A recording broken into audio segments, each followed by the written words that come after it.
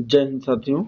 पुनः आप सभी का प्रेम पूर्वक स्वागत है आपके अपने परिवार सफलतागंज में। तो आज की वीडियो में आप लोगों से बात करने का जो संदर्भ है, जो विषय है, तो आज जो धरना हुआ है इको गार्डन में कांस्टेबल परीक्षा लीक के परिप्रेक्ष्य में, उसका क्या निष्कर्ष निकला है, उसके सारे पहलुओं पर चर्चा होगी और आगे आंदोलन इसी सकारात्मकता के साथ बढ़ता रहे उसके लिए क्या क्या सावधानियां बरतनी है और क्या परिणाम निकल के आ सकता है और कब तक इसका रिजल्ट मिलेगा आपको, उन सारे तथ्यों पर, सारे महत्वपूर्ण पहलुओं पर हम आप लोगों से बातचीत वार्तालाप करने आए हैं। तो भाई वीडियो को लाइक कर लेना, चैनल को सब्सक्राइब कर लेना और अगर दी हुई जानकारी अगर आप लोगों के हित में लगती है तो वीडियो को ज़्यादा से ज़्यादा शेयर कर देना, इतना आग्रह है आप लोगों से।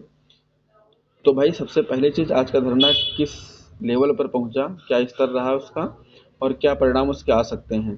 तो भाई जो धरना था वो बहुत सार्थक रहा और उसके कई मतलब जो अच्छे पहलू हैं वो ये है कि सबसे पहली चीज़ ये अनुशासन लगातार बना रहा, कोई उपद्रव नहीं हुआ, कोई ट्रैफिक जाम नहीं हुआ, किसी से कोई हाथापाई नहीं हुई।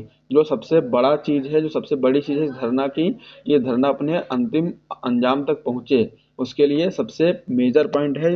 मैं लगातार जितनी वीडियो बनाया हूँ उसमें सब लगातार मैं बोलता रहा हूँ कि किसी भी प्रकार की अनुशासनहीनता कतई नहीं करना है, कोई उपद्रव नहीं करना है, किसी प्रकार कोई ट्रैफिक जाम नहीं करना है, किसी दुकानदार से कोई बदतमीजी नहीं करना है, बहुत शांतिपूर्वक धरना देना है। और दूसरा पॉइंट इसमें है कि सरकार को बहुत ज़्यादा मतलब सरकार के खिलाफ बहुत ज़्यादा कुछ नहीं बोलना है उल्टा सीधा, क्योंकि जब किसी भी जो सरकार होती है, जो आप जो शासन कर रही होती है, उसके उससे आप जब आप बात कर रहे होते हैं तो आप उससे मतलब एक विनम्रता भाव से ही अपनी बात को रखना चाहिए। और अगर उसके खिलाफ जाएंगे तो चीज़ें जो होंगी वो आपके संदर्भ में नहीं हो सकती हैं या निगेटिव चीज़ें उसके रिजल्ट आ सकते हैं। तो सबसे पहला पॉइंट ये था कि उपद्रव नहीं करना है, अनुशासनहीनता बना के रखना है, सॉरी अनुशासनहीनता नहीं करनी है और आपको किसी से हाथापाई नहीं करनी है और किसी दुकानदार से कोई बदतमीजी नहीं करनी है। तो पहला पॉइंट ये था। दूसरा था कि सरकार को बहुत ज़्यादा उसमें राजनीतिक एंगल नहीं जोड़ना है, मतलब आप लोग ध्यान देंगे इसका, किसी भी तरीके से उसको राजनीतिक एंगल नहीं देंगे, अन्यथा धरना जहाँ का तहाँ रह जाएगा।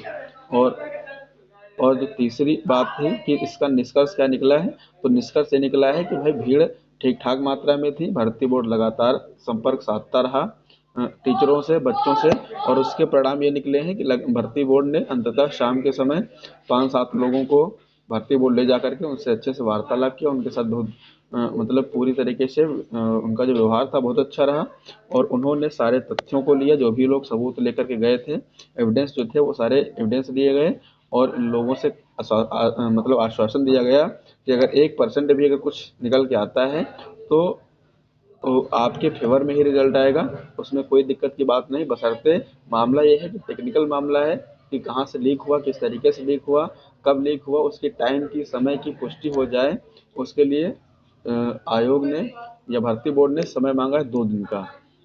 तो अब जो आपको ध्यान देना है, सबसे महत्वपूर्ण जो पहलू है वो ये है कि भाई कल परसों मतलब शनिवार और रविवार 2 दिन आपको धरने से हिलना नहीं है और आज से कल आप लोगों को दोगुना भीड़ में आना है, दोगुना वहाँ पर जन सैलाब होना चाहिए और जन सैलाबी था तभी भर्ती बोर्ड लगातार संपर्क साध रहा था। अगर कम लोग होते तो कुछ नहीं हो पाता। तो भैया अगर आप लोग अपने हित में, अपने न्याय के लिए लड़ना चाहते हैं, अपने न्याय पे आना चाहते हैं, अपनी मेहनत को सार्थक करना चाहते हैं, अपने माँ बाप के सपने को पूरा करना चाहते हैं, तो कल धरना स्थल पर अपने काम धंधे छोड़ करके और बड़ी विनम्रता भाव से धरने पर बैठेंगे। 2 दिन का समय कोई बहुत बड़ा समय नहीं है और इतने में आप कुछ बन बिगड़ भी नहीं जाएगा, ठीक है। तो यही कहना था। तो निष्कर्ष जो है वो लगभग लगभग 70 से 80% फेवर में आ चुका है। बहुत सारे ऐसे एविडेंस हैं, जैसे कि एक आप लोगों ने सुना होगा कृष्णनगर थाने वाला जो एविडेंस है, मतलब इंस्पेक्टर ने स्वयं ही एफआईआर में दर्ज किया है कि पेपर जो था वो 3 बजे वाला पेपर समथिंग वही 12-1 बजे पेपर मिल गया था बच्चे को, और बच्चा जो है एक पर्ची में लिख करके वहाँ नकल कर रहा था। तो इसका मतलब पेपर पहले ही आया हुआ है, तब तो उसको पर्ची मिली, आंसर की मिली, तब तो उसने आंसर लिखे थे। उसकी बहुत विधिवत पुष्टि हो चुकी है और वो एविडेंस जो है वो ताबूत की आखिरी कील है, क्योंकि आपकी पुलिस ने ही जब एफआईआर दर्ज कर ली है और ये बताया है कि सुनियोजित तरीके से पेपर लीक कराया गया और बच्चे के पास पेपर काफ़ी समय पहले आया है। तो इसका मतलब है कि अंतिम कील वही ठोक चुकी है। बशर्ते आपको 2 दिन बस वहाँ से हिलना नहीं है। अपनी मात्रा को, अपनी जो भी लोग हैं, आप मतलब जितना जन सैलाब था उससे कल आपको दोगुना करना है। 2 दिन का धैर्य बनाए रखना है और जो रिजल्ट होंगे वो आपके फेवर में ही आएंगे। तो भाई इसी बात के साथ समाप्त करते हैं। और अंततः फिर ये आप लोगों से रिक्वेस्ट है, किसी प्रकार का कोई अनुशासन हीनता नहीं चाहिए, कोई उपद्रव नहीं चाहिए। और हाँ, सबसे लास्ट पॉइंट और सबसे महत्वपूर्ण चीज़ जो है कि आप धरने पर कोई राजनीतिक बयानबाजी नहीं करेंगे जिससे आपके धरने को नुकसान हो। आप इसको राजनीतिक एंगल कतई नहीं देना है, ठीक है। राजनीतिक एंगल जैसे ही देंगे वैसे धरना समाप्त करवा दिया जाएगा। इतना शासन में तो है ही एक कुवत की वो धरने को चाहे तो 10 मिनट समाप्त करवा सकता है। बशर्ते जब आप विनम्र भाव से अपनी बात रखेंगे, कोई राजनीतिक एंगल उसमें नहीं लाएंगे, तो जो परिणाम होंगे वो आपके फेवर में आएंगे ही। जैसा कि सरकार ने स्टार्टिंग में ही 1-2 मतलब जो भी नोटिफिकेशन जारी की उसमें ये बताया कि मतलब ये इस विचारधारा से संलिप्त हैं, या यहाँ पर इन्होंने ये ऐसा भाषण बोला है, या दूसरे विपक्ष के लोग हैं जो ऐसा करवा रहे हैं। तो कहीं किसी तरीके से शासन को, प्रशासन को ये ना लगे कि मतलब आप लोग राजनीतिक एंगल दे रहे हैं। हालांकि आप लोग राजनीतिक एंगल दे नहीं रहे हैं, आप अपने हक के लिए आए हैं, ठीक है। आपको नेता नहीं बनना है, मुझे पता है, लेकिन ऐसी कोई बयानबाजी कतई नहीं करना है।